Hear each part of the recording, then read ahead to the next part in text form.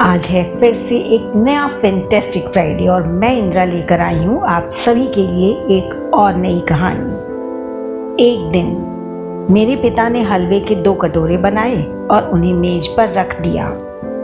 एक के ऊपर 2 बादाम थे, जबकि दूसरे कटोरे में हलवे के ऊपर कुछ नहीं था। फिर उन्होंने मुझे हलवे का कोई एक कटोरा चुनने के लिए कहा, क्योंकि उन दिनों तक हम गरीबों के घर बादाम आना मुश्किल था। मैंने 2 बादाम वाले कटोरे को चुना। मैं अपने बुद्धिमान विकल्प और निर्णय पर खुद को बधाई दे रहा था और जल्दी जल्दी मुझे मिले 2 बादाम हलवा खा रहा था।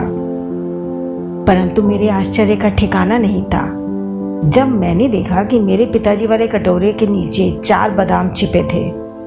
बहुत पछतावे के साथ मैंने अपने निर्णय में जल्दबाजी करने के लिए खुद को डांटा। मेरे पिताजी मुस्कुराए और मुझे यह याद रखना सिखाया कि आपकी आंखें जो देखती हैं वह हर वक्त सही नहीं हो सकता। उन्होंने कहा, यदि आप स्वार्थ की आदत को अपनी आदत बना लेते हैं तो आप जीत कर भी हार जाएंगे। अगले दिन मेरे पिताजी ने फिर से हलवे के 2 कटोरे बनाए और टेबल पर रखे। एक कटोरे में 2 बादाम और दूसरा कटोरा जिसके ऊपर कोई बादाम नहीं था। फिर से उन्होंने मुझे मेरे लिए कटोरा चुनने के लिए कहा। इस बार मुझे कल का संदेश याद था। मैंने शीर्ष पर बिना किसी बादाम कटोरी को चुना, परंतु मेरे आश्चर्य करने के लिए इस बार इस कटोरे के नीचे एक भी बादाम नहीं छिपा था।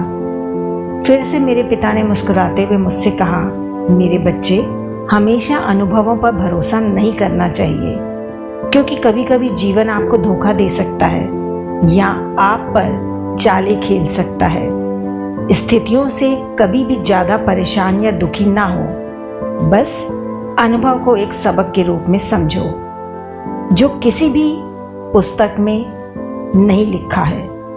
तीसरे दिन मेरे पिता ने फिर से हलवे के 2 कटोरे पकाए। पहले 2 दिन की तरह एक कटोरे के ऊपर 2 बादाम और दूसरे के शीर्ष पर कोई बादाम नहीं था। मुझे उस कटोरे को चुनने के लिए कहा जो मुझे चाहिए था, लेकिन इस बार मैंने अपने पिता से कहा, पिताजी, आप पहले चुने। आप परिवार के मुखिया हैं और आप परिवार में सबसे ज़्यादा योगदान देते हैं। आप मेरे लिए जो अच्छा होगा वही चुनेंगे। मेरे पिता मेरे लिए खुश थे। उन्होंने शीर्ष पर 2 बादाम के साथ कटोरा चुना, लेकिन जैसा कि मैंने अपने कटोरे का हलवा खाया, कटोरे के हलवे के एकदम नीचे 8 बादाम और थे। मेरे पिता मुस्कुराए और मेरी आंखों में प्यार से देखते हुए बोले, मेरे बच्चे, तुम्हें याद रखना होगा कि जब तुम भगवान पर सब कुछ छोड़ देते हो तो वो हमेशा तुम्हारे लिए सर्वोत्तम का चयन करेंगे, और जब तुम दूसरों की भलाई के लिए सोचते हो, अच्छी चीज़ें स्वाभाविक तौर पर आपके साथ भी होती ही रहेंगी, हमेशा होती रहेंगी। इस कहानी से क्या सीख मिलती है? बड़ों का सम्मान करते हुए उन्हें पहले मौका और स्थान दें। बड़ों का आदर सम्मान करोगे तो कभी भी खाली हाथ नहीं लौटोगे।